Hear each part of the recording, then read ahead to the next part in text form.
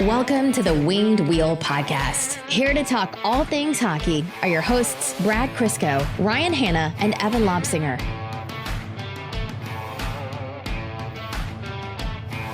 So I found it important to do one thing, Brad, which is to keep up appearances, even if they're for no one. And by that, I mean like literally our physical appearances. I looked at myself today and I was wearing like a t-shirt that I only usually wear like under dress shirts or sweaters. Track pants with more holes and paint spots than actual color of the track pants. And I had not shaved in like 8 days. So today I took the time, shaved for the first time in 8 days, cleaned up the beard, showered, washed my hair, did everything, put the same dirty hole-ridden track pants on and the same t-shirt on, and I'll call it a half win for today. And that's what's important. Ever since day one of quarantine, I've been trying to maintain a morning routine. Yeah. Get up, feed myself, feed the kids. Then when that's done, go wake Crystal up and then go brush my teeth, hair, shower, etc., etc., etc. Monday was the only day I missed. I was feeling particularly lazy that day. Don't know why. Didn't brush my teeth, have a shower, and get ready until 2:30 in the afternoon. Yeah, there's definitely days where you're like, did I brush my teeth today? Shit, it's 1 o'clock. No, I didn't. I've already had lunch, so it's like, I should probably go do that. Every other day I've been ready to go by about 8:30, but Monday just went off the rails. And now we've lost Evan for at least a couple weeks. Yeah, he's like quarantined now. As he and Kat are self-isolating, so. Yep.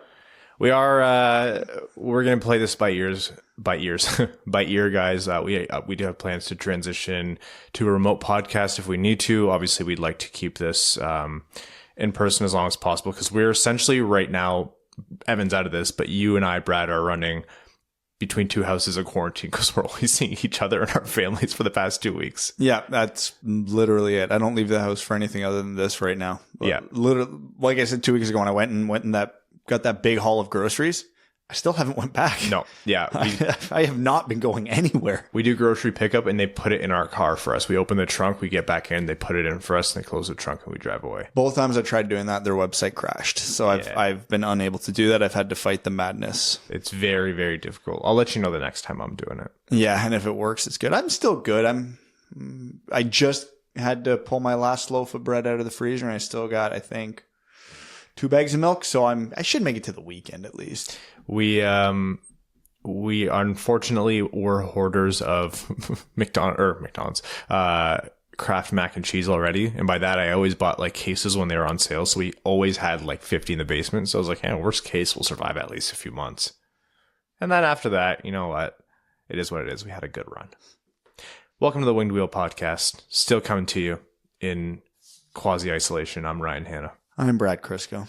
And we have a fun one for you here today with the return of our good friend Max Bultman from The Athletic.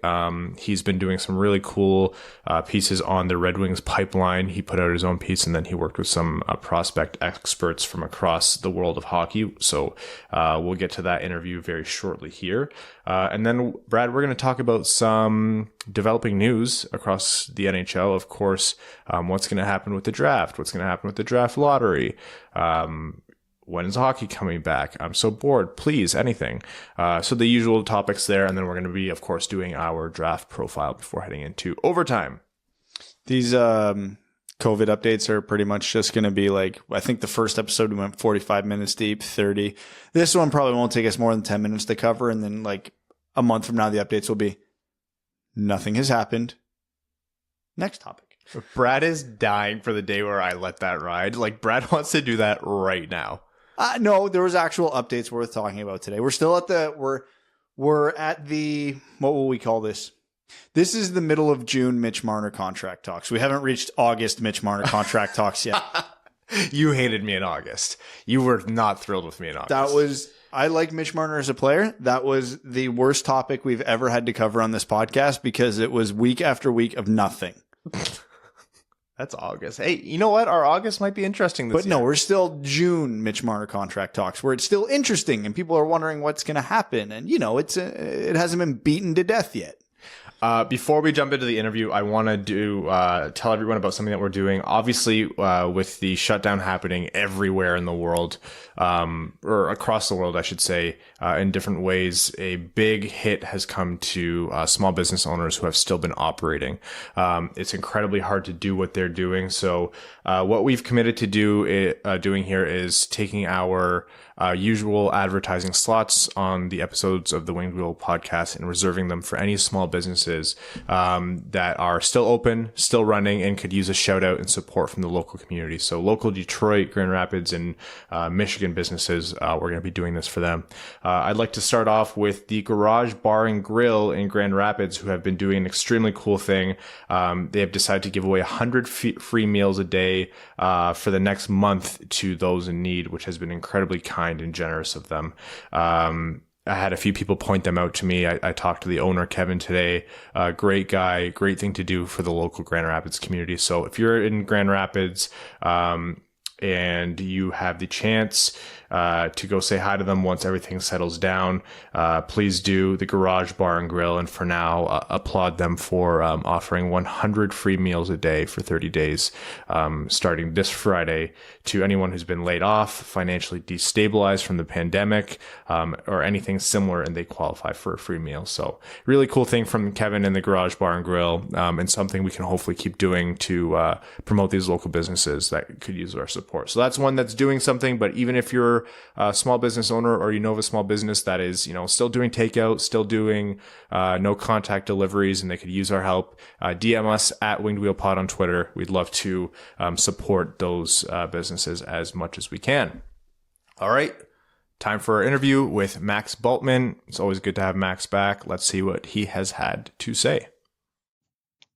So, Max, you been busy? Yeah, a little, but little different kind of busy than normal. But I do think it's quite something that, you start a competing podcast and it takes a global pandemic to get an invite back onto the show. Look, man, I was going to lead into the act of God to make this happen joke, and the fact that you stole that from me within the first 30 seconds of this is exactly why we're going to wait for a next pandemic before I invite you back. Prashant can come on as much as he wants. Prashant is an open invite. But you just pulled that shit, and so we're done. Prashant steals jokes too. Yeah, I don't know. He's not so shameless about it, I'd say. And That's true. I'm pretty proud of it. His whiskey recommendations far outdo yours. That is a clear fact. That's true. No, man, it's how's it going? It's good. Yeah, I mean, we were obviously talking beforehand, and we're both just kind of like figuring out what this work from home, self-isolation life looks like for us. And I was disappointed to hear that you've already done 3 at-home workouts, and I have not convinced myself to do 1. So appreciate that. Well, 3 in 2 weeks. I mean, let's not give me too much credit here. And like 5 in the last 6 days. Or not? No, sorry. All in the last 6 days. 3 in the last 6 days. So it's not like we've been here. We've been exactly the picture of health. I've eaten more than my fair share of frozen junk food and candy. One of my early requests on our grocery store trips, Allison went on one for us, and I was like, "Can you get a carton of those chocolate marshmallow eggs?" And then I proceeded to eat the thing. See, that's actually kind of infuriating, because I specifically asked for a lot of candy as well when Mel and I went grocery shopping. And she told me some stupid stuff like, "Oh, I asked you a million times last night what to put in the grocery order, and no, you can't go walk into Dollarama and break self-isolation rules for candy." So, well, you'll get another chance soon enough. Eventually, yeah. It's funny, we've been putting in grocery orders for online pickup, and they're like, "We have 8 substitutions for you. Would you like whole wheat bread instead of a red onion?" And that's the closest thing we have. It's like, oh man, we are in a tough spot, eh? Yeah. Jeez. But weird times. Weird times. So all we have right now, I guess, is the hope for hockey to keep us together, which is a great excuse to have you back on, because you've had some awesome pieces that you've put out, of course, on The Athletic lately. I've loved them, and I think it's time we chatted about it. But before we get into that, correct me if I'm wrong, free 90 days on The Athletic right now. It's a promotion you guys have running? Yes, we would love to have people check it out if you haven't yet. We got 90 days free right now. You can click on any story. I would obviously love if you would click on one of my stories to get the 90-day free trial. But yeah, any story should get you there, and then you'll get 90 days free. And also, if you want to skip the 90 days and go right into being a subscriber, you can get a 40% off discount on a year at theathletic.com/wings for breakfast if you're interested. Yeah, can't recommend it enough, guys. Obviously, this is something that we've talked about before, and we reference articles on The Athletic from Max and a ton of other people. Obviously, we've had Scott Wheeler on here a few times, Prom and everyone else. It's a great resource and a great source of sanity during these sparse times for sports. Thank you, man. I really appreciate that. And obviously, you guys are doing more than your part right now to keep everybody engaged on a hockey season that may never be coming back, but there's still a whole lot of appetite out there for people. I feel like right now, if anything, this is really heightened for me how much I rely on sports, not only as just like entertainment, but also as just like the structure of my life. So I feel completely lost without it. So I personally have been glad to have been able to tune into your guys' show a few times here, and I don't know, at least it feels a little more normal, you know? Yeah, when you messaged me the other day, I think you said I'd kill for at least like any single sports league to be on. Like they just hit home so deeply. Like I of course love shows like The Office. I love having like whatever on in the background, but truly what I like having on is just sports. Having anything happen. We were watching the Game Show Network for like 2 hours last night, and it was like the closest rep because you can actually like cheer for something. Like when the outcome is pre-written, I guess there's some suspense to it and all that stuff. But you know, there's nothing that really replicates the feeling of sports. But I've at least found that the game shows come close. That's what if it's not game shows soon, it's going to be live streams of like Beyblades I've seen. Yeah. The marble races. Oh, marble races have been big for a long time. I've been really into the marble races. All right. Let's dive into what one of the many reasons why we brought you back here today, which is, of course, your pieces lately about the Red Wings farm system and prospects. So we've been talking a lot about the draft and a little bit less about prospects, but just because hockey's over does not mean that their development has stopped, or that at least we can't talk about what the last year happened for them. So let's start with the late season risers piece that you did. And I want to specifically start with Albert Johansson here with the Detroit Red Wings second round pick from last year, one of them, a left-handed defenseman who has had his praises sung recently. Yeah, he did. And obviously he finished the season really strong. Like he's a guy who I think he had 5 points in his last 4 games in the SHL, which is, you know, a pretty strong statement for a guy as young as him. I think he just turned 19. So obviously is still an under 20 player who really played, I think at least half the season as an 18-year-old in that league. Yeah, turned 19 in January. A pretty strong season. And, you know, he's a guy who I know the Red Wings consider his skating to be elite. And that's obviously when you start hearing that word thrown around, then you start to kind of perk up. And it's kind of curious because I don't think he necessarily fits the like, you know, superstar mold or anything like that. So don't get out of hand with the elite word. That's really about the skating. But, you know, when you see the confidence rise, he starts to get some power play time. Craig Button talked about him a little bit in the story I ran today about his compete level. I mean, there's some really interesting traits there that I think maybe started to shine through. But I actually didn't get to watch hardly any SHL. I don't really have a good way to do it, but I'm hoping that maybe I can find a way to do that now that everyone has so much time on their hands. But certainly statistically and through the eyes of the Red Wings, you know, Johansson had a strong finish.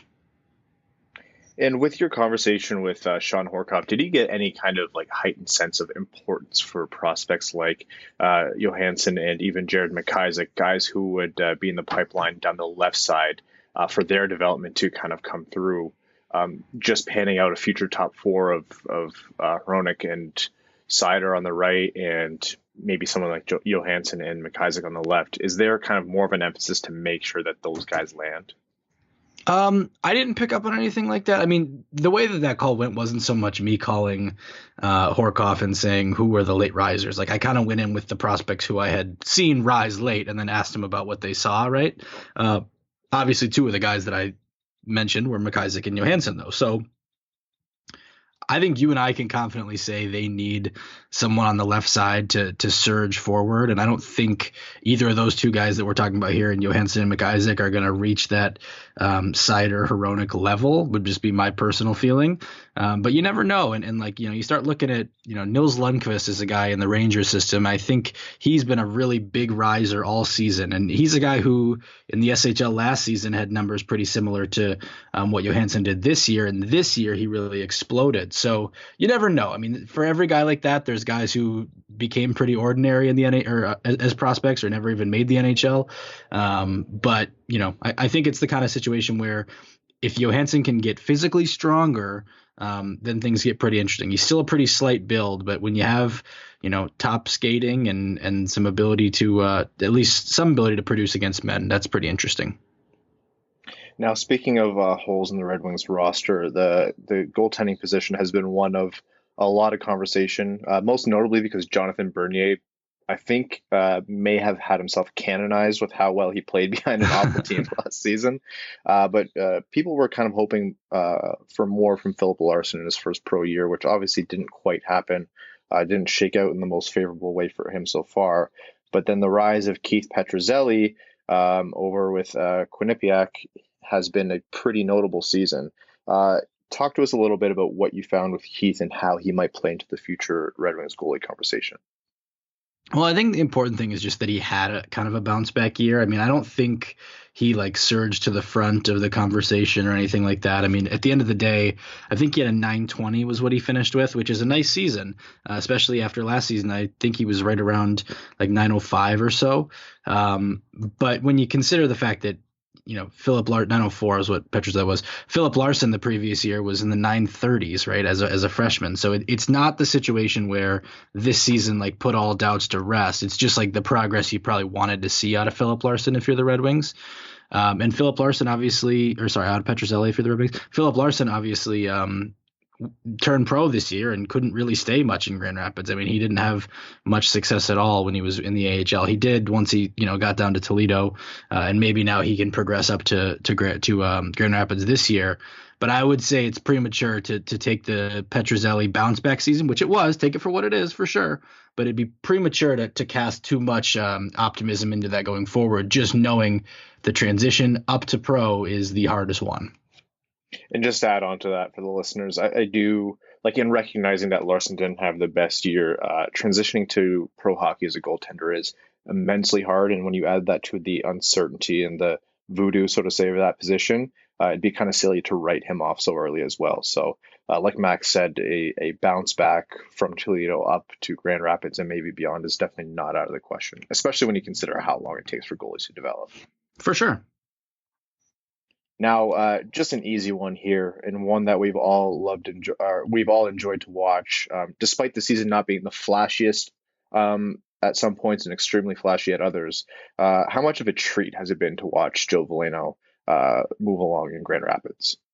Well, it's interesting is I was only able to get to Grand Rapids 2 times in the last couple months, and a lot of that, and one of those times that I went, I thought Veleno looked awesome, and I think he had made clear progress, creating a ton of scoring chances where he wasn't necessarily getting rewarded, but he was always involved in it.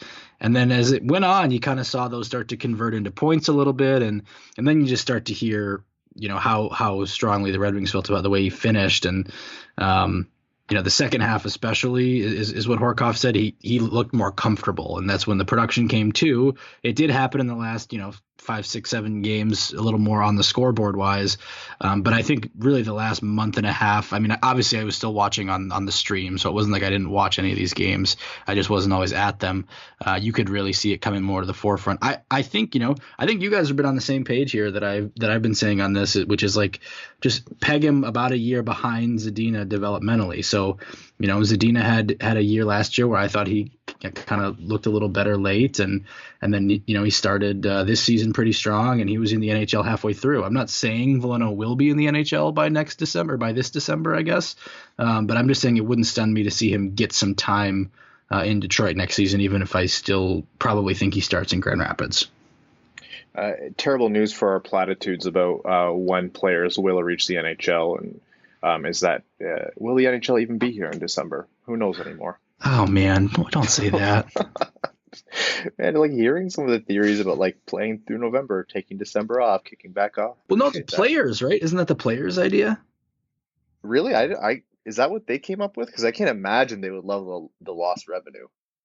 I thought that situation. Well, why would it be lost revenue? Fewer games played. Because if they start up in January and then play like a shortened season for the 2020-2021 season.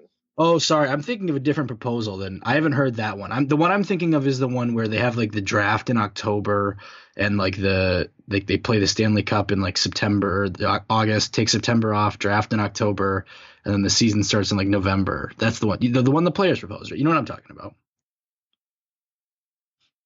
Yeah, no, I know what you mean now. That one is.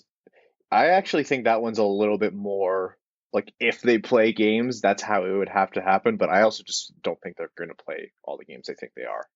Well, I think if you can't award the Stanley Cup by, you know, mid-August or whatever, then what's the point? Like, don't mess with next season going forward, right? I don't know. Yeah. I guess it's easy for me to say. I'm not the one who's going to get my name engraved on it. It's not our money. It's not our competition. Honestly, we should be cheering for it. More content for us.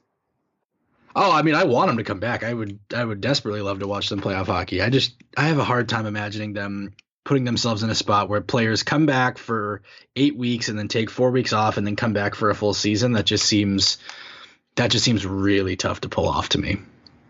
And as much as it pains me to say, I think they're almost definitely going to have to go with an online draft. Like, have to. It's not going to be any fanfare. Yeah. I think I agree. Which is sad, but so's the world we live in. I guess the one thing I'd say is if you do wait until, like, let's say they play the first playoff game in July, everyone will have already had like 4 months of off season. But it just seems like couldn't that disadvantage like the teams that make like the conference finals if they end up, having a shorter rest time? I guess that's always true. I don't know anything. It'll be exceptionally exaggerated this time. Honestly, the team that would be at the biggest disadvantage is whoever goes up against a now fully healthy Pittsburgh Penguins team. I know.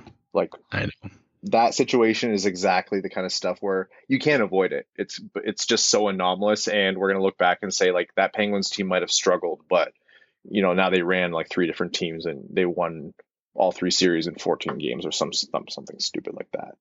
And on cue, Ryan, the NHL has just announced the postponements of the 2020 NHL Scouting Combine, the 2020 NHL Awards, and the 2020 NHL Draft. So some nice breaking news for you right there. Look at that, live on the air. Well, the dream of going to the draft is dead for this year, at least. I was so excited for Montreal. I love Montreal. Oh, we got to cancel hotels. We got to cancel flights. Christ. Yeah, well, you know what? I was going to say let's go to Montreal anyways, but maybe not. Maybe let's not. Nope. All right. Speaking of brave things to do, something brave but actually smart was you reaching out to some prospect experts. And I loved this piece. You and Scott put it together, and you also reached out to Yoki from Finland. Nevalainen, is that his last name? Yep, Yoki, Nevalainen. Okay, and then Will Scouch from Scouching, and then Craig Button as well. Am I missing anyone there? No. Okay, and you asked them for something that I've always thought was an incredibly difficult thing to do, which was player comparisons, pretty much finding comparables for Red Wings prospects.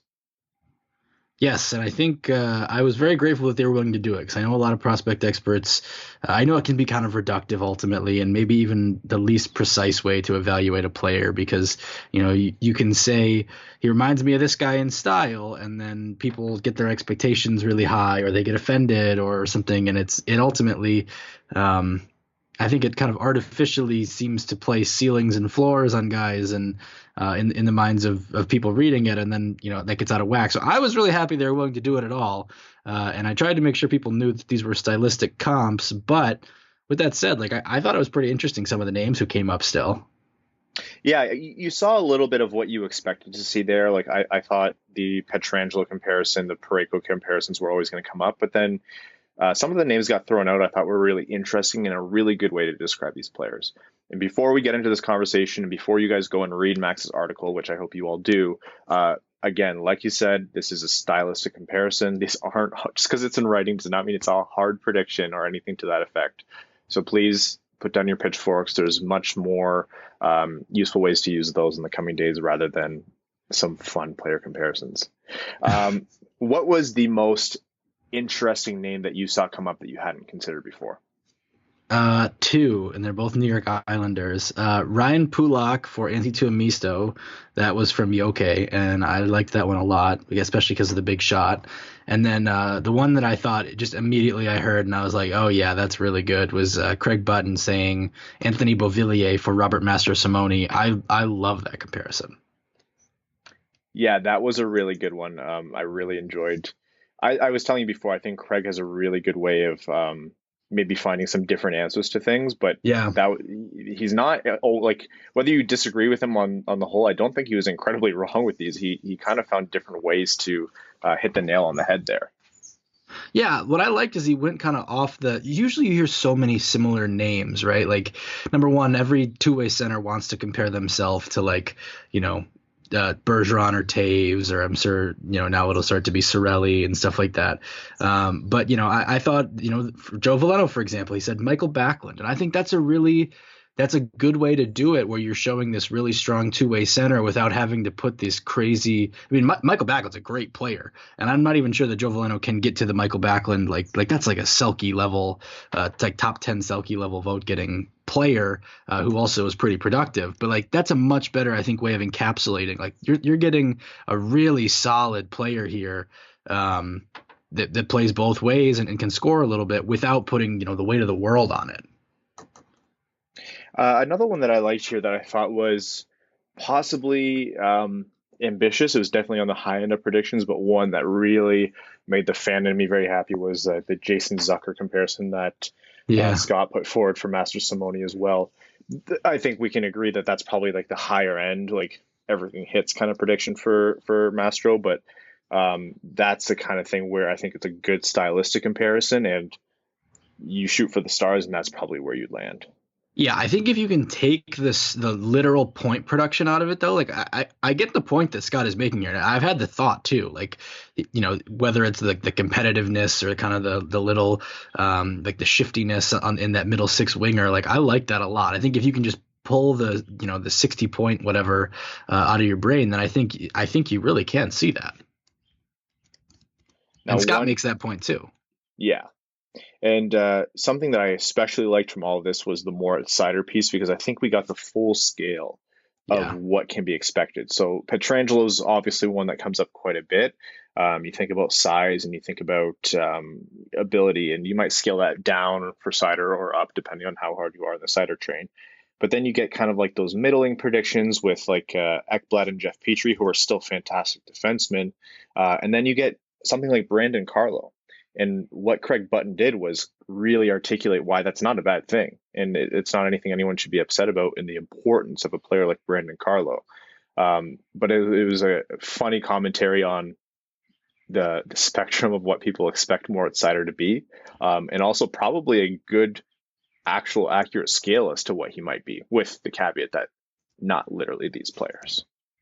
Yeah, no, I think that's a good point. And, I was really surprised at some of the pushback on the Carlo thing, because I've mentioned that as well.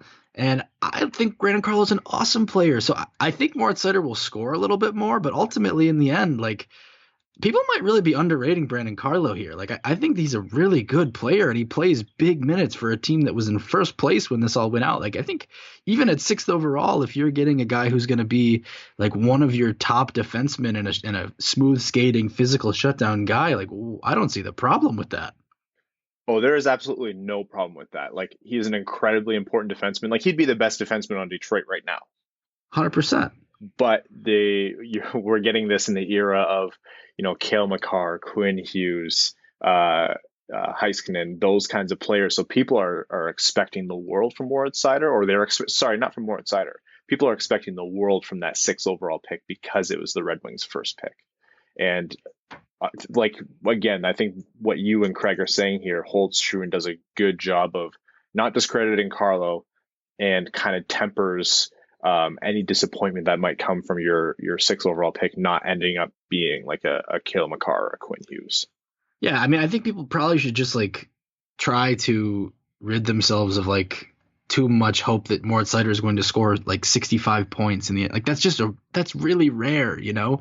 But I get the Pietrangelo part of this too, and Scott makes the point that it's not just Pietrangelo; it's Pietrangelo minus kind of the goals of Alex Pietrangelo.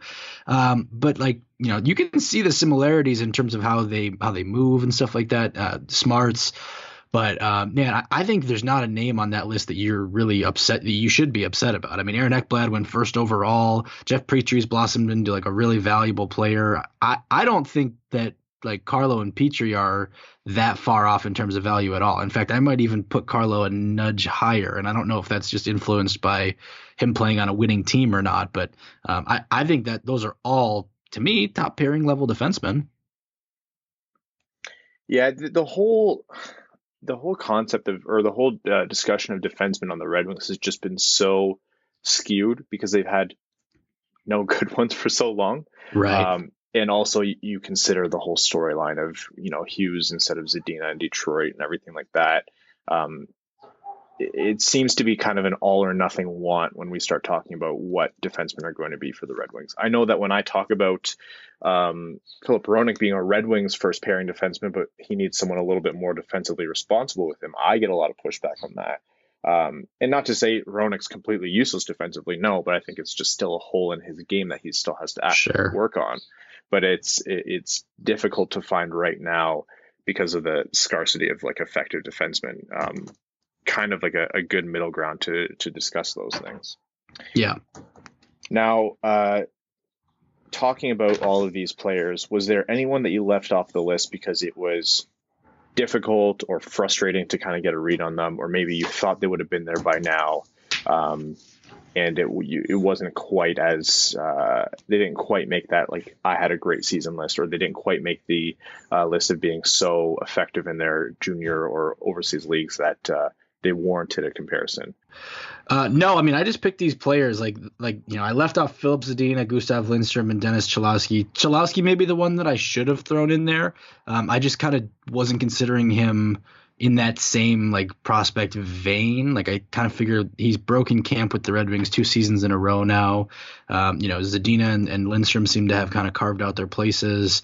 To me, I wasn't really lobbing him in the prospect category. The only guy who's really played sustained NHL time that's in here is Rasmussen. And I did that because I kind of continued to exempt him from that line of thinking based on the fact that he had to play in the NHL last year, or he would have gone back to the WHL. So nobody that like I wanted to put on who I like just like couldn't. I just kind of, these are the 10 I picked. And I actually was surprised that people were able to find comps for someone like Soderblom, for example, who at 6'7", I don't know, man, there's just really not many options out there.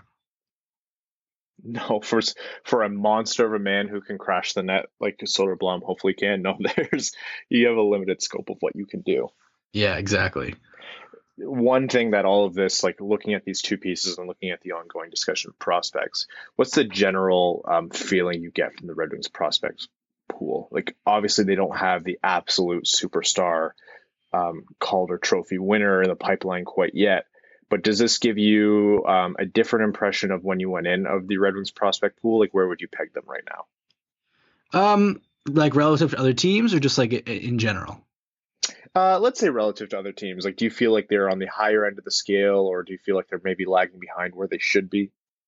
Without knowing other teams like pipelines that well, it's kind of hard to say. I mean, I generally just defer to Corey and Scott on that, and they kind of seem to have the Red Wings, you know, in that top third or so of the league, and that feels about right. I mean, but I think your point is right. Like, other than Seider, who I think is a top pair guy, I don't know that they have like another top line first pair prospect in there. But there's a lot of really good versatility, right? And like, you look at some of these comparables, and what I think it illustrates is, you know, yeah, like, sure, there might not have been some of the star power outside of those names, but if you start talking about, you know, if Antti Tuomisto can become a good second pair defenseman, that's huge. If Robert Mastro-Simone can become a good middle six, like chaotic, not not chaotic, havoc player, that's great. If Joe Veleno is a two-way center capable of really playing a shutdown role and on either that second or third line, that's great. Like I think if you have those players, that's what you need to win, and ultimately, yeah, you need the stars. And they'll have plenty of chances to get them, at the top of the draft this year and presumably the top of the draft next year. But you also need those guys who, let's just face it, take a little longer where they're not drafted at the very top. And so to have your guys like your Master Simonis, who's going to take a couple more years, your Tuomistos, who's going to take a couple more years, your Veleno, who's getting closer in the system now, that ultimately puts you in a better spot that when you do land those top flight players that they absolutely still need a number one power play quarterback. They absolutely still need another, basically top line caliber center to pair with Larkin, and they probably need another elite forward in addition to that. It's probably three players, right? To be a true cup threat. I mean, probably two of those get you into the playoff conversation at that point. But once you get those guys, then you can just turn it on and go. I think if you're waiting for all the other future second round picks to develop, then you're waiting quite a bit longer. Yeah, and the point about patience there is, I think there's such a want for the Lafreniere type, for the Elias Pettersson, for the guys who just stand out from the moment they step on NHL ice, and that's fine. But not everybody is going to be a Crosby, Ovechkin, 100 points in their first year player.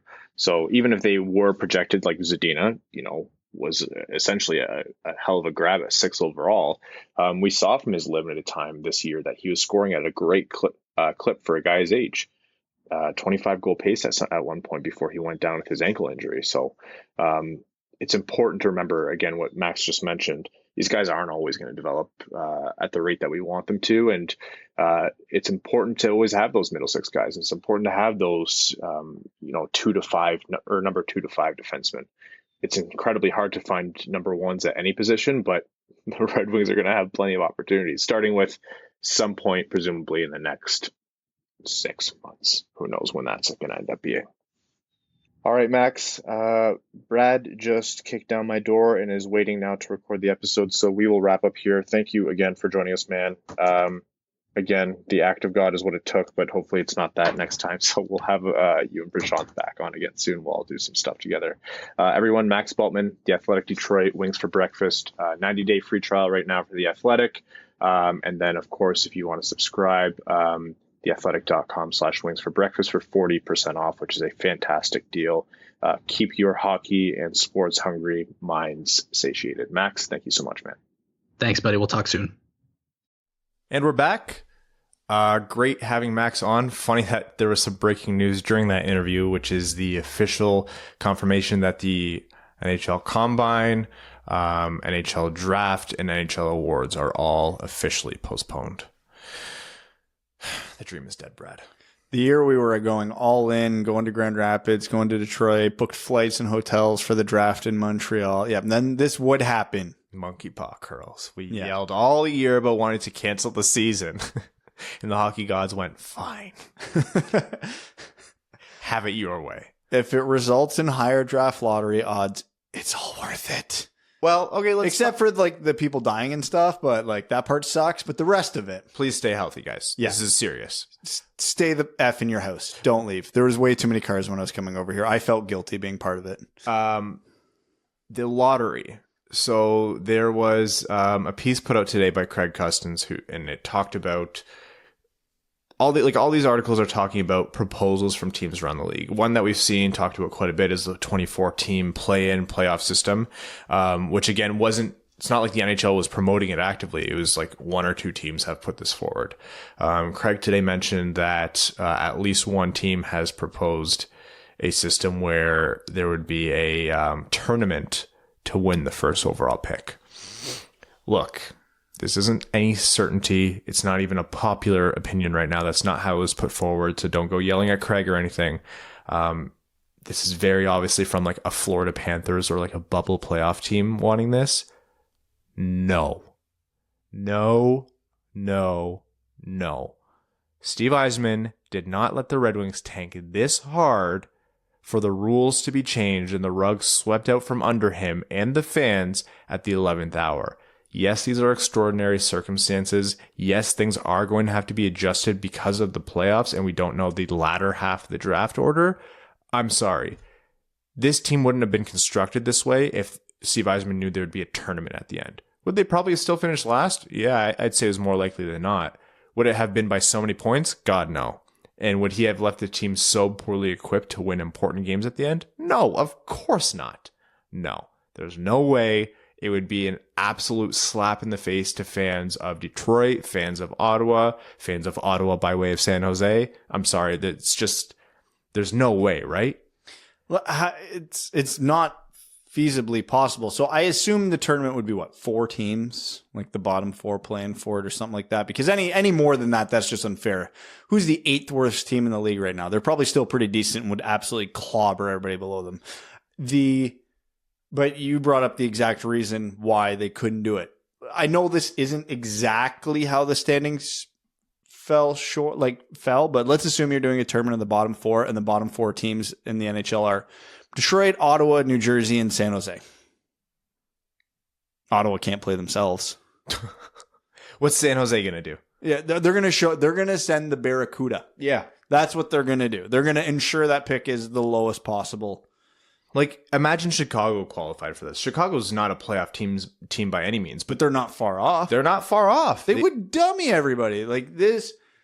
Listen, I'm a fan of the gold plan because a lot of people are going to equate this to the gold plan. Well, you want to win to get the first pick. It's not the same. Because in a tournament like this, every team is going in with equal odds. In the gold plan, it's not equal odds. Using this season as a metric, Detroit was so much worse than every other team. They were mathematically eliminated from the playoffs like a month ahead of everybody else. They were accumulating. We can joke all we want about when they beat Montreal and when they beat Tampa and they beat Chicago. Yeah, that would have been 6 huge points that would have qualified them towards first overall, and nobody else would have even started building points towards it yet. So Right.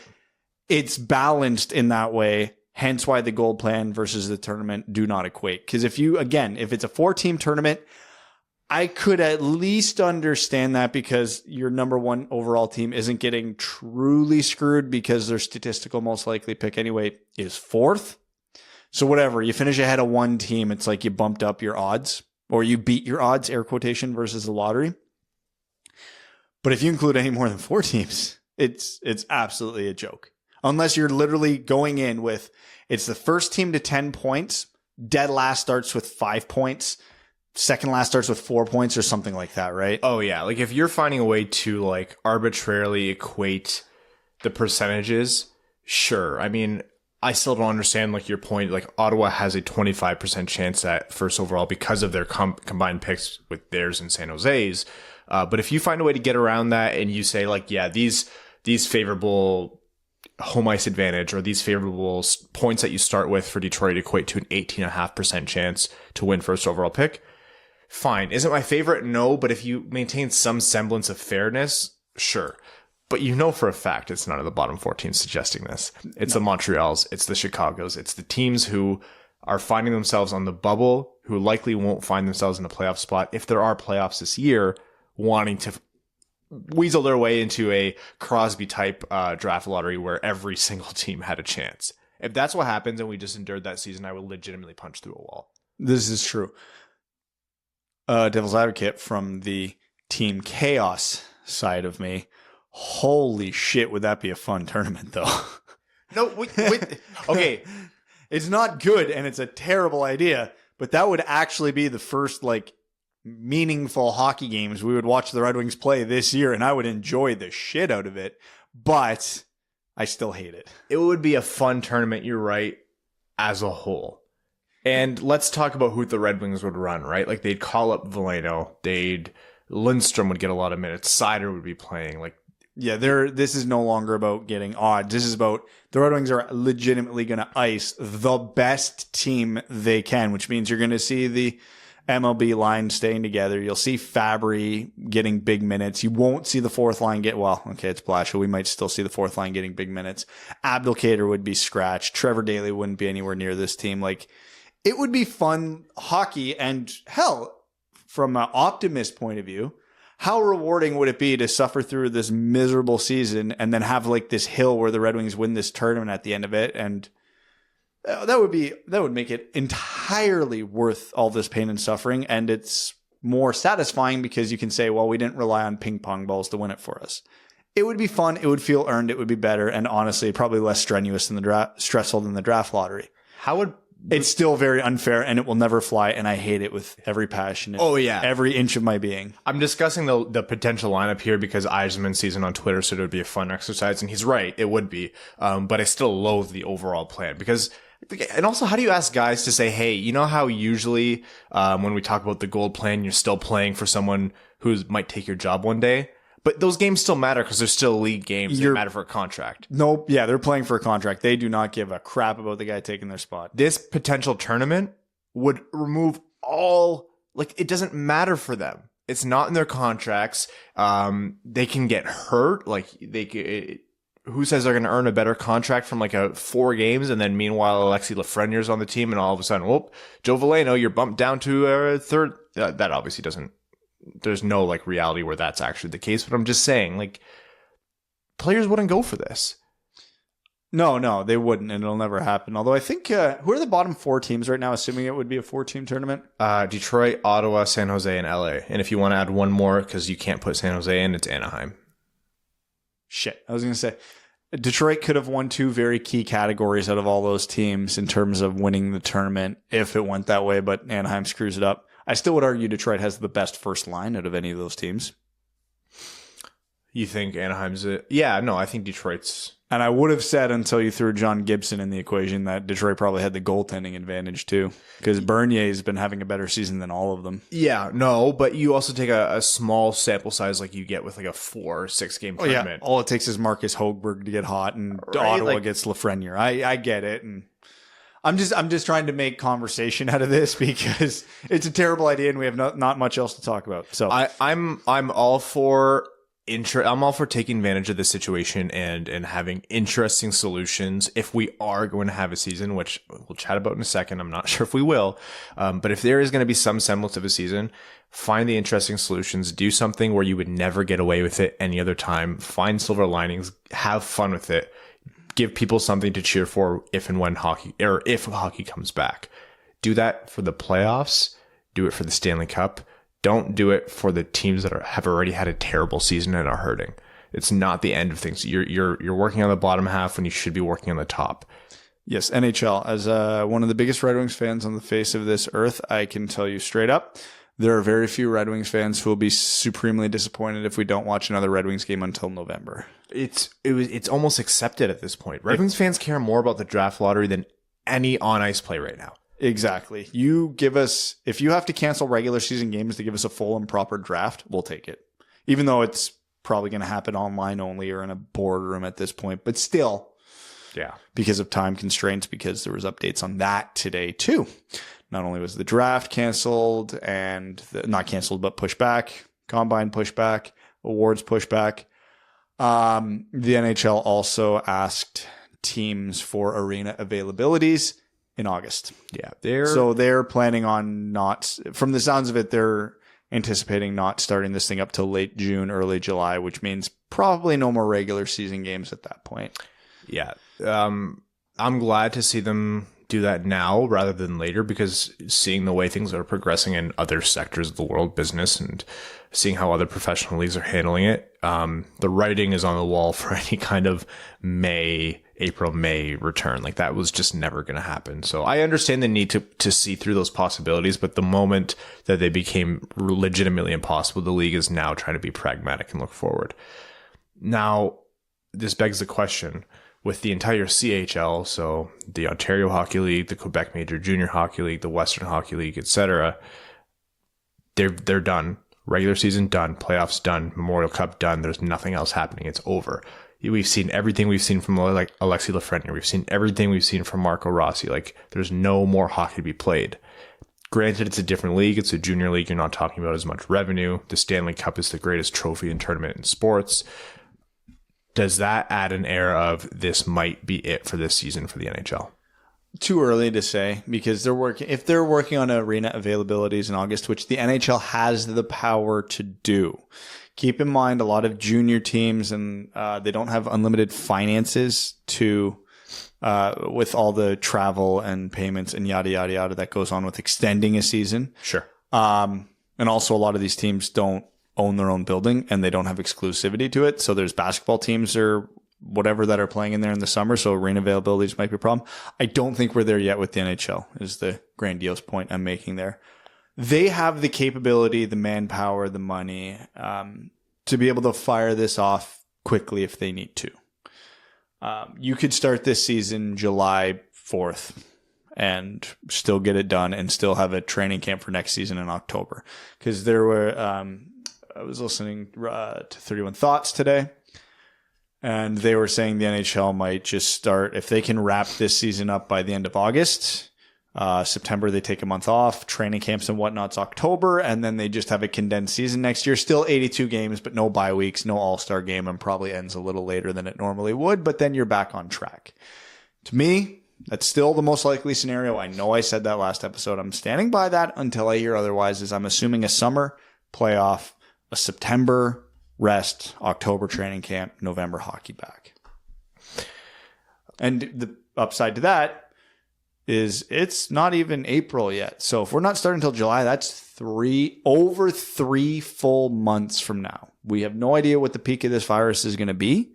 And based on how it's trending in the States, it's going to get a lot worse. So that could still be trending upwards for a while. But 3 months is a long time. It is. It's a very long time. It is. So I'm still optimistic that we're going to see the Stanley Cup handed out this year. I'm not so optimistic, but that I think is colored by the fact that I'm a noted pessimist a lot of the times. Hey, if you want some good news revolving around the virus, didn't Italy have a couple days where the death toll declined? Good. So it seems they've reached their peak, and there's still hundreds upon hundreds of people dying every day, so it's still very serious, but it's at least trending in the right direction now.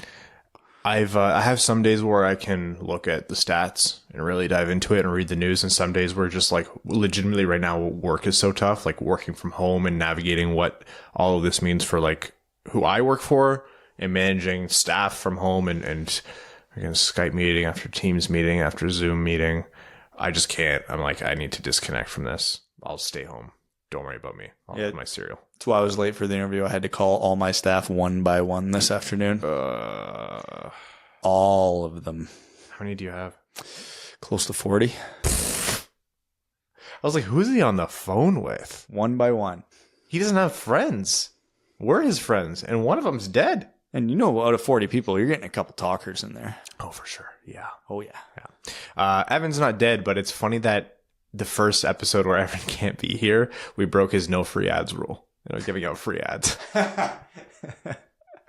Oh boy. All right, let's get to a draft profile. So we started off with Alexi Lafreniere and moved to Jack Quinn, and now we're going to move back into potential top 10 picks here with Cole Perfetti, who is a pretty divisive prospect. So dive into that one for us, Brad. I like him, but I'm on the less optimistic side versus the majority on him. Before anybody says it, no, he's not going to be my 2020 Kirby Doc. Stop. Very, very smart hockey player. Love it. He's got the number one trait you want in any hockey player. He knows what to do on the ice. He knows when to do it, and he knows how to do it. Supremely skilled. Skating's a bit of an issue, and he's small. So we've seen this argument, with 2 to 3 top 20 prospects every year for the past few drafts. Oh, yeah, no, he's got all the skill in the world, but he's not very fast and he's not very big. Okay, not a lot of those prospects have turned around yet. Some of them have, but not all of them. DeBrincat being the most notable success story in the group. But I don't think DeBrincat's a good comparable for Perfetti, because with DeBrincat's shot, he's more of an outside threat than Perfetti is. Perfetti needs to get to the home plate area to score goals. Still a great playmaker from the outside. I do have legitimate concerns, though, about his pace, and from the viewings I've had of him, he seems to either make a great play or run himself into trouble. There doesn't seem to be a lot of middle ground with him when he attempts to do something in the offensive zone, because I did actually get a live viewing of him this year, which was nice when Saginaw came to Kitchener, and he either created a scoring chance. There were also a lot of odd man rushes going back the other way because of offensive zone turnovers from him, because he held on to it too long. Kitchener threw a double team on him, and he was dead in the water. He didn't have another option, and it got turned very quickly. Now, keep in mind, Kitchener was one of the best teams in the CHL this year, so it's not like he was. They were a bad team running it. So, worth noting, and again, one game. I do think he'll be a solid NHLer. I do think he'll be a really good middle six scoring winger option. Really good middle six, though. That's fringe top 10 pick to me. Because if I'm picking someone in the top 10, I kind of want a safer bet as to someone who's going to really, really pan out. Because again, I've seen a lot of Cole Caulfield and a lot of Alex DeBrincat comparisons to Perfetti, and they're not the same because Perfetti doesn't have their shot. He is definitely better at some aspects of the game of hockey than they are, which means he can operate a little more from the perimeter, but not as a scoring threat. Perfetti is a really interesting case because none of the concerns about him are unfounded. Like, I don't pay so much attention to size. I'm like, if you're 5'10", that's fine. There's plenty of 5'10" players. You have the odds are more stacked against you than if you were 6'1" or 6'2" and you had your skill set, but not everyone's going to be that size, and that's just the reality of it. You're right that pace is a concern. I don't think pace is a problem for where he is now, but can that translate if he's not a small guy who's a good skater? Like he's a fine skater overall, but he should be, because of his size, presumably a better skater, and he's just not. Perfectly passable again for where he is. So that pace conversation that you keep bringing up, that's the most valid concern. How will that translate into the NHL? Supreme playmaker, great playmaker, such good vision. I don't always get so wrapped up in the fact that like he might get himself into trouble trying to make those plays, because, you know, if you're ever going to do that and try and force them and learn and try to hone your skills, juniors is the time to do it. Those games are pure chaos. If he would continue to do that in the NHL, that would take some refinement, but that's something that you can refine. And for a player as smart as he is, you know that's coachable. It's not like that's the only thing he knows how to do and he's just some mouth breather who can't do anything else on the ice. No, he's not a supremely gifted shooter like obviously Cole Caulfield is, but he has a fine enough shot, and he's definitely a scoring threat. But yeah, his playmaking is phenomenal. Do I think that he has the high-end talent, like high-end, high-ceiling talent that Cole Caulfield had? I don't think so. I wouldn't put him there. I don't know really how to articulate it. I guess what I'm saying is if he goes 10th or later, I think a team found a steal. Like in terms of the kind of talent that you would want at 10. Middle six might be his most likely area, but I don't think it's completely out of this world for him to be a strong scoring second, or a strong playmaking second line winger, or a first power play guy. If he can improve his skating, then that changes him a lot. That moves him up a few positions. The one thing, and this is not a knock on Perfetti, this is more my own issue, but I don't like player comparisons, but I like finding stylistic comparisons because it helps me project what a player will be in the NHL. Like if you look at we'll use the Red Wings for example, we look at Filip Zadina. We could pick out a dozen NHLers who fit his profile, and you can go, oh, if it goes right for him, this is what he could be. You look at Moritz Seider, you can pick out a half dozen players in the NHL, and this is what they could be. I can't think of a player with Perfetti's dimensions and skill set in the NHL right now, so it's really hard for me to figure out how he would translate.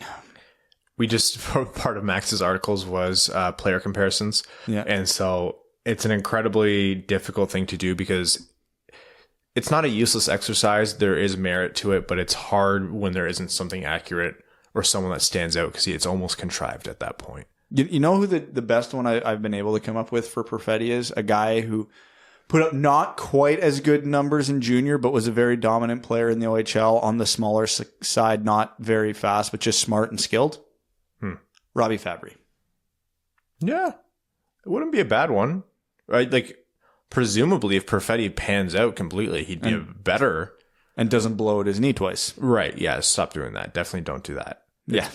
Not even just if you're Robbie Fabry. If you're any player, try not to. He could be better Robbie Fabry, which is capable of filling in on the top line, probably not driving it, but a really good secondary scoring option. That's kind of what I'm projecting Perfetti to be. Now that, again, that skill set by itself projects to me in the 10 to 15 range, but looking at this draft, I don't know know if there's 10 players I like more than Cole Perfetti in this draft. I think if you get him 10 or later, you have to, like, if you have the opportunity, you have to take him because he's very well a guy who could be one of the 5 best players in this draft. Yeah, remember when we said Cole Caulfield was an option for Detroit at 6 and he went 15? Yeah, teams aren't getting the hint about that size thing. No, and you know what? With a limited viewing now on CHL players, there's going to be just as much chaos, if not more, in this year's draft. Yeah, and Perfetti put up huge numbers in the O this year. So massive. Has performed all year. Yeah, had a great under 18s. Was a disappointment at the Team Canada camp, but as an undersized 17-year-old, yeah, that was to be expected for the World Juniors. Yeah. He didn't make the team. Aw, damn, Tyler Seguin didn't make the team either. So when he was in his draft year. So it's not a major concern. Yeah. Where would you put him rank? Like 1 to 5, 5 to 10, 10 to 15? I almost throw a dart right at number 10 right now. Yeah, I think I'd have him maybe just in the middle, like around 7, maybe 8. I would hesitate to put him much higher because of the talent in this draft, but I would really have to be down on him overall as a player, which I don't think I am just because of the skill that he does have. So I'd probably put him at about a 7 or 8 right now. And that's personal ranking. We're not predicting when people are going anymore.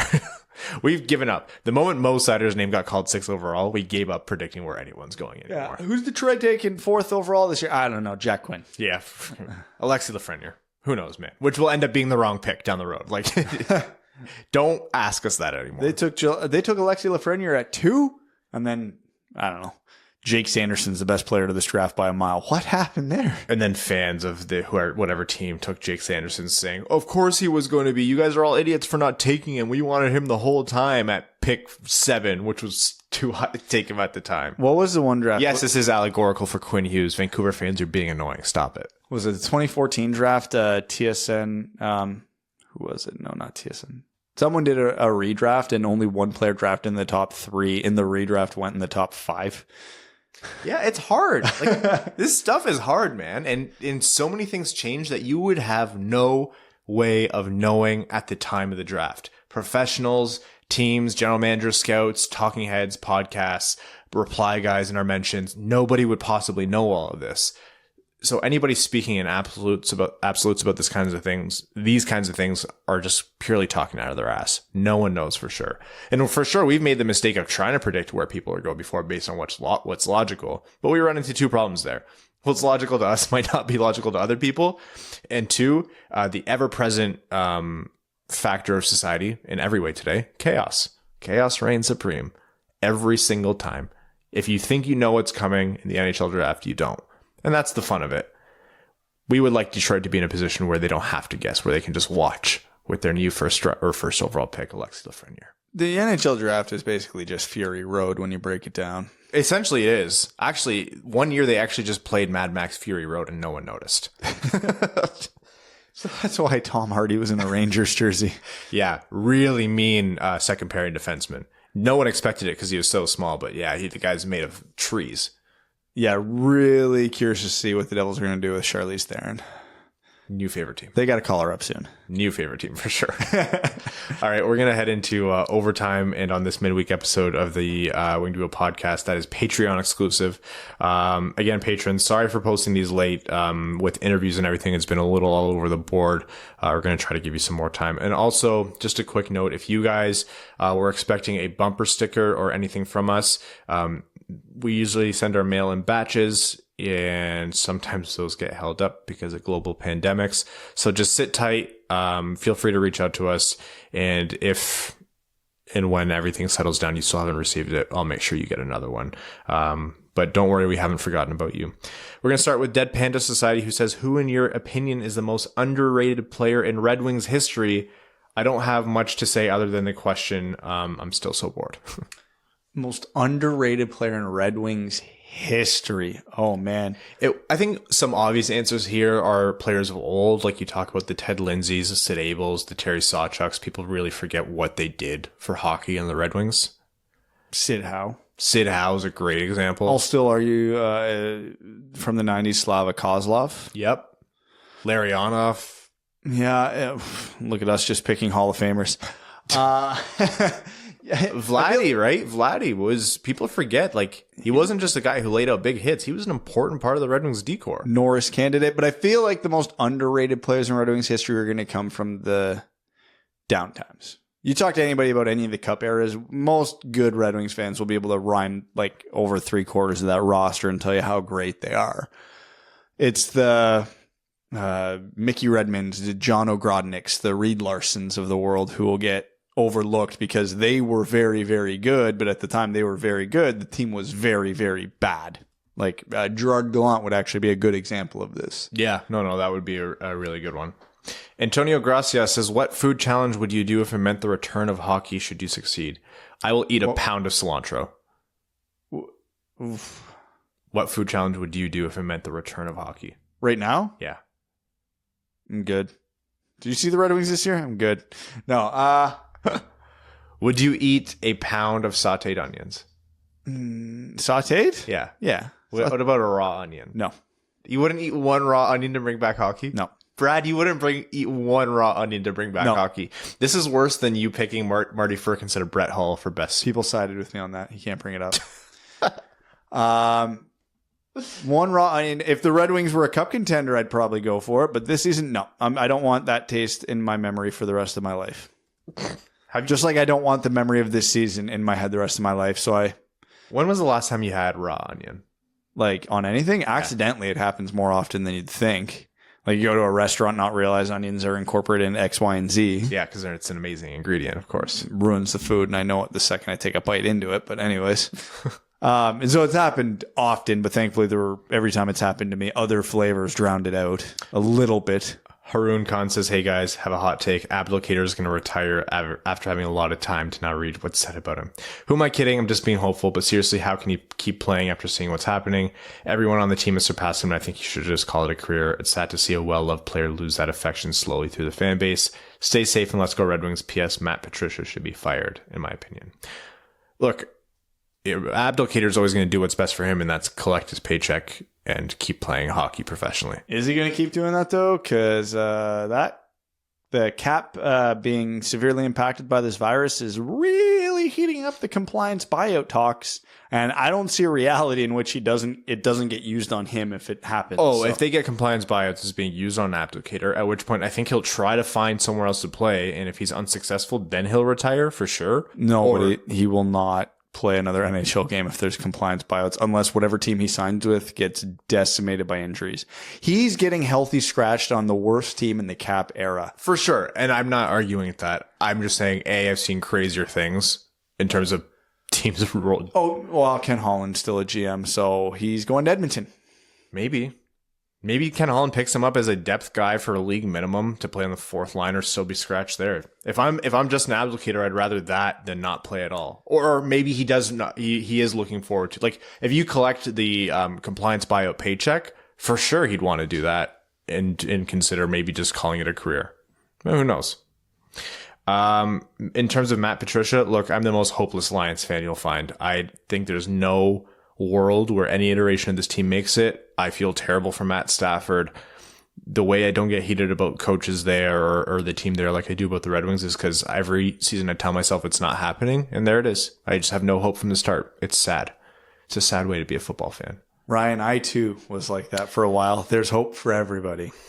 I was like that for 17 years. The Buffalo Bills have made infinity more Super Bowls, or have made the Super Bowl infinity more times than the Detroit Lions. And they also have very competent management and coaching right now. Ownership? Hey, they just donated $1.2 million to Western New York to help through this. Did they? Yeah, the Pagulas are great. Good for them. Eddie says, roses are red, coronavirus is scary, back up 6 feet, oh fuck, we lost Terry. Art is truly all we can have to get us through these trying times. Eddie, thank you for that. Cody G says, watching the rest of the world respond to COVID-19 is like looking at an alternative past for me. I've been under the social distancing and quarantine rules since January. Have to say, alternate pass though, because nobody here ran scrambling for toilet paper. Everyone took it seriously from the start. Despite being on the border with China, Mongolia only has 10 cases and only one of them wandered before the quarantine. All others have been evacuees from other countries and have remained under full quarantine since arrival. Laughed at the overreaction of the Mongolian government in the beginning, but they have made me eat crow by showing how effective their Swift limitations have been. Although I have to give credit to the diligent public who have been maintaining their distance fairly well. Hey man, I'm happy you're staying safe over there. All that said, I see everyone asking for TV shows and movies to binge during their social distancing, but I think this is a mistake. This time can be a gift you should not waste. Everyone has something or some skill they always complain about never having the time to develop. Well, here's your chance. For me, I started making videos for my lessons and have dived into researching new editing techniques that in just a couple of months have brought me to a point where I have an opportunity to more than double my current salary. Imagine if I spent these last couple of months watching Netflix instead. Hey man, share the wealth. Or the wealth of knowledge. Count your blessings when they come around, especially in times of darkness. Cheers, boys, and wash your hands. Matt Cheney says, hey boys, hope you're managing well in isolation. It's time to put on your GM hat. Say you have the first 5 picks in the 2020 draft and your goal is to construct a line of forwards and a defense pairing. Who do you pick and why? Thanks for the content. Stay safe and stay 6 feet back. Oh, this is... It's easy as hell. There'll be debates, but I would go... My forward line would be Lafreniere, Byfield, Raymond. Mm-hmm. My defense pairing would be Drysdale, and I would actually go... with, oh my God, why am I Poirier? No, the Swedish kid. Whose name, the 5'9" Swedish offensive defenseman whose name's eluding me at the moment. Emil Andre. Oh. And then Askarov in net. I'm not as big on Sanderson. Poirier would definitely get consideration. I think you have to go Lafreniere, Byfield. You have a choice between Raymond and Stützle, but I think with the opportunity to take Raymond with Byfield and Lafreniere, I'd rather do that. Handedness being the tiebreaker? Yeah.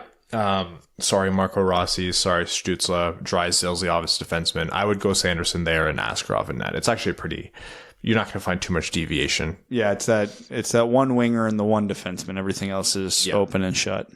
Chris says, hey guys, ended up flying to Alaska, traveling through the night today. Probably going to get quarantined once I get there, so I need high quality content to get through. Couple of questions. How big of an advantage is it to be a big market team in terms of signing players and many players having roots in Michigan? Behind Minnesota, Michigan has the most NHL players of any U.S. state. Mike Modano's from Michigan, played a year or two here. Main reason behind Torrey Krug rumors seem to stem from him being from Michigan. Plus, a lot of players played here even if they're from somewhere else. Main question really is to talk about the impact of a dedicated fan base, and a lot of players have roots here. It matters more to the narrative than anything else. I want to put that out there. I say the narrative, talking about the media narrative, with the full recognition that we are fully well a part of that and guilty of this as well. But it's just such an easy topic to latch onto. Not to say it's unsubstantial. Like it's not definitely inconsequential. For sure, there's a consideration there, but I think it's a little overplayed because not every player always wants to come home to play. Not every player would put like that much stock into it.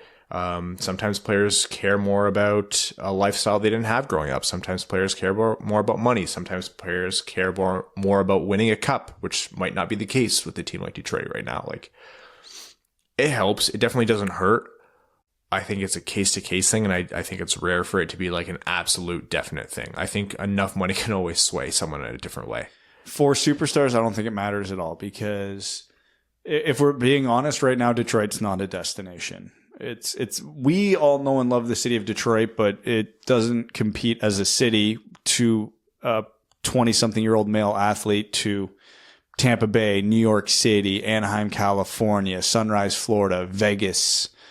And they're going to get infinity dollars from their contract anyway. Where the hometown advantage comes in is with your guys who aren't getting the mega contracts, because they might want to play in front of their hometown, because they might get more. They know that the fan base will gravitate towards them a little more, and they could get some extra advertising, because a guy like Lou Glendening here could get advertisements in Michigan, where I bet you if he was playing in Nashville, he wouldn't.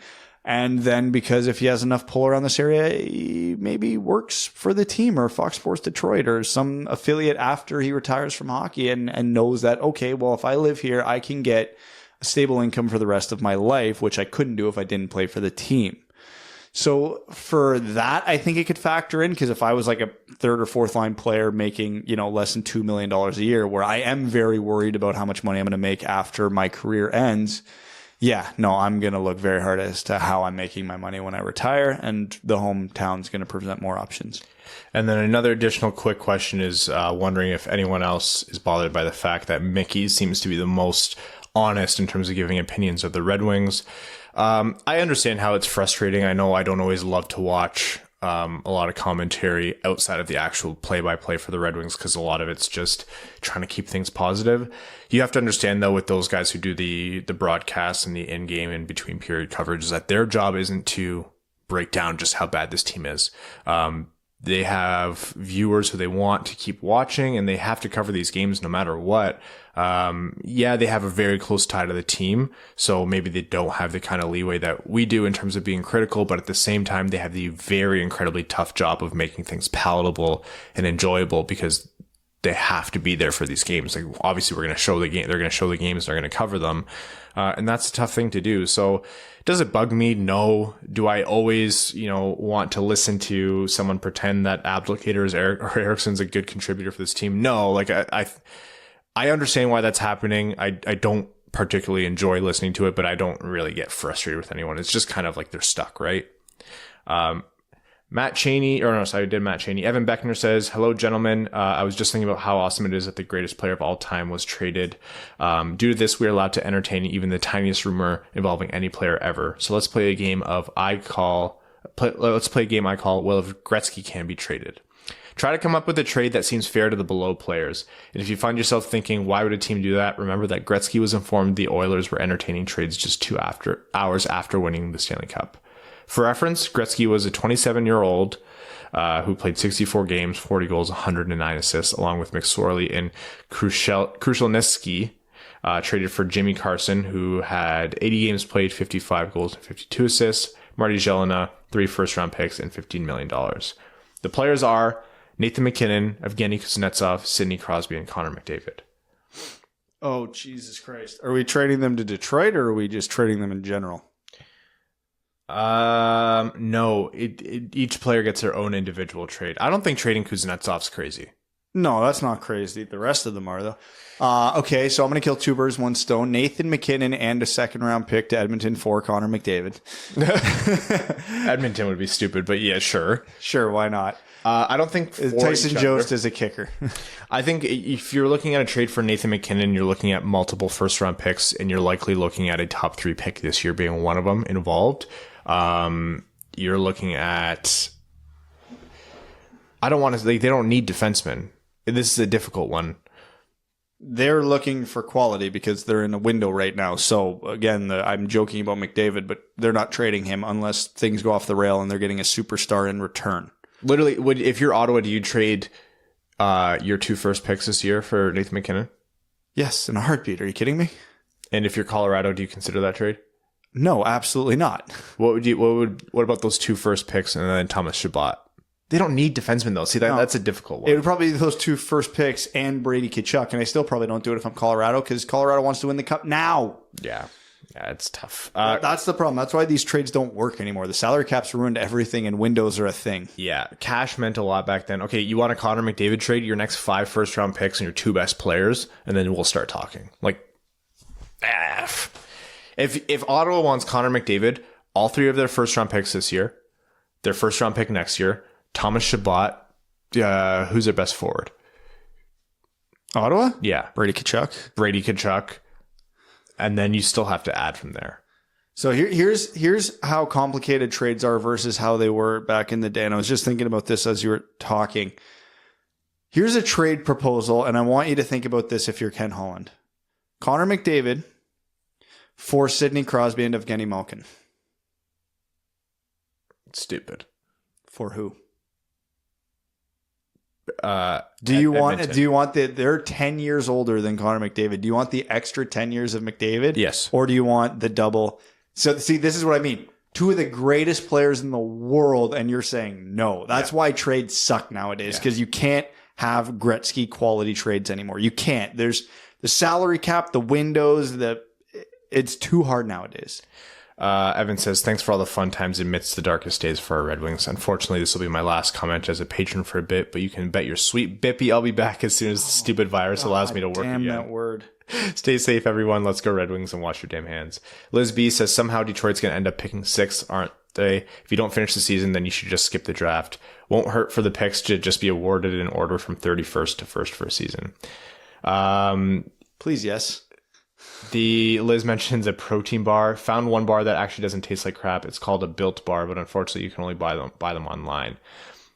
Consistency of a Milky Way. I might have to try those. Ooh. Kyle Sanders says, howdy boys, got to air some grievances. Ryan, good sir, I'm thoroughly upset that during my last comment you completely omitted the Sum 41 lyric portion of my comment, and that really bummed me out. I definitely missed it. I'm so sorry. Moving on, more nonsensical questions and comments. Quickly, Brad. Gene cutoffs, yes or no? For guys or girls? Guys. No. Girls. Yes. What's your ideal cup of coffee? Don't drink coffee. A fantastic roast that is good enough black. If it's like a everyday coffee, 1 or 2 creams in it. Because I love dairy. Energy drink of choice. Coffee's not an option. Don't drink energy drinks. I haven't had an energy drink in a long time. I don't know. I mean, I've had Red Bull. It tastes fine. Yeah, fine Red Bull. What was the last time you assembled a Lego set? Oh, God. Decades. That has to be at least 15 years ago, which is sad. Who would win each matchup? In what? In general? Ryan versus Brad. In what? Hockey? Yeah, I don't know. Me. You play. I've literally have stepped on the ice like twice in the past year. I fight? Me. Also still me. Dad strength. Let's go fights. Ryan versus Brad. You. Me. I don't fight fathers. I'm not so stupid. You have something to lose. Or you... It should be that I have nothing to lose and I would win, but that's not the case. Nah. I have a child-free life to lose. And you don't. You fight, you'd fight rabid. Brad versus Evan. Ooh. I don't know, Do man. you think Evan even like really gets up for it? I feel like I've never seen Evan amped up. I don't know if that makes it more concerning or less concerning. I played Call of Duty Warzone with Evan the other day, and he was like really like dialed in for that. And I was like, so Evan can, like, when he's dialed in, like, he's serious. I've played hockey with him. I still haven't seen it. I'll give you the father advantage there, but it'd definitely be a way closer fight. Oh, yeah. Me versus Evan. Evan's just built better than me. Kick my ass. Has Tom Cruise ever made a bad movie? I'm sure he has. I haven't seen them. I'm sure some recruiting movies for a certain religion might have been not so I great. got to rewatch Edge of Tomorrow. Oh, love that movie. Top end forward talent or top end defensive talent? Forward talent based on today's league. Yeah, you need forwards now or you can't survive. As someone who can't grow facial hair worth a hoot, I have pledged to grow a Quarren beard. Brad, you have a friend. Thank you for reading all of my... 2 days, man. It's been 48 hours. I haven't exactly let it go off the rails yet. Thank you for reading all of my comments. Smoke them if you got them. Peace. All right, last question here from Actually Terry. He says, hello, Winged Wheel podcast listeners. What do you mean I actually don't know who this is? Who else would it be besides Terry? Since you miserable excuses for gentlemen pretend at being hockey journalists, what's the scoop on Zetterberg? Has he been involved off the ice with the team to any extent? Is there a plan to, once his LTIR contract is up, miserably actually frickin' Terry? As far as I know, he's not been involved in any hockey operations. To my knowledge, he actually has been involved in some things passively. We're talking like prospect tournaments. We're talking training camps. Like appearances, or he's actually evaluating? He's been like up there with Draper and Eisman. In the okay. Because I've seen him make a lot of appearances for the team, but I don't know from the hockey ops side. From the conversations I've had, it's been it's taking things easy right now, not jumping into things. It's definitely a thought moving forward, and it's nothing definite quite yet. I think it's smart to use the end of his LTIR contract as a good measure. He did just sell his home in Detroit, or he was selling his home in Detroit. I don't know if it actually sold. I don't know what the timeline is to sell multi-million-dollar homes. But I don't think I wouldn't call it completely unlikely to see him in a couple times a year, much like Hakan Anderson, and maybe doing some scouting over in Europe and then maybe transitioning back over one day. But I know he definitely did want to move back home. I lied to you, Brad. Brad Crisco says, hello, Ryan and Evan. It's me, Slim Brady. As you can see by my avatar, I'm trying to bring finger guns in as a way of greeting during this whole virus caper. We need to get the word out about, so in the future, when greeting me, please bust out finger guns. That goes for all listeners as well. This is what we all have during these trying times. Jersey time. The aesthetics leak about what an alternate wings jersey could look like was really nice throwback. I know the youths want something a bit more hip, but honestly, what do they know? Trust me on this, I'm right. The white sleeves with a red stripe look fantastic, If they can throw back the C and the A and a red diamond with no name on the back, just the number, that would be ace. As for the color rush jersey the designer released, which is the barber pole template, albeit with the C on the wrong side, I think it looks better in person, as the silver from the Centennial jerseys is incredible. That said, they should have just taken the easy route and inverted the existing barber pole jersey. Stay hygienic, cheese bags. Have you seen the throwback that people are talking about? I like it. I would have preferred one of the winter classics, but if they weren't going to go with one of those, that's like a timeless look. Yeah, it's fine. It's an unspectacular for a third jersey, but it's a objectively good jersey. It is. Yeah. And that's probably what the Red Wings are going to go with if they go with the third. We've had enough throwbacks, so I kind of want something new, admittedly. But I know that's not the way Detroit would likely go, and I'm fine with it. Yeah.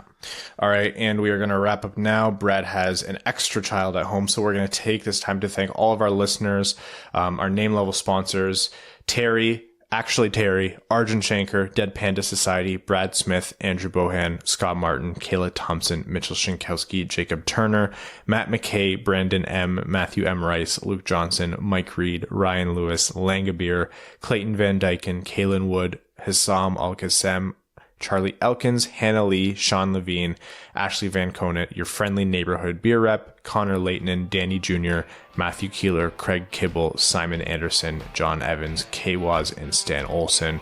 Thank you all. Stay inside. I mean, go for a run too. I don't know what the rules are where you are, but until next time. Thanks for tuning in to the Winged Wheel Podcast. Be sure to check out wingedwheelpodcast.com, where you can subscribe to the show on iTunes, Spotify, or wherever you get your podcasts. You'll also find links to other ways to support the show, such as Patreon, official podcast apparel, and more. And don't forget to follow the show on Twitter at Winged Wheel Pod. And of course, the hosts at Brad Crisco, at Ryan Hanna WWP, and at Hockey Town Evan.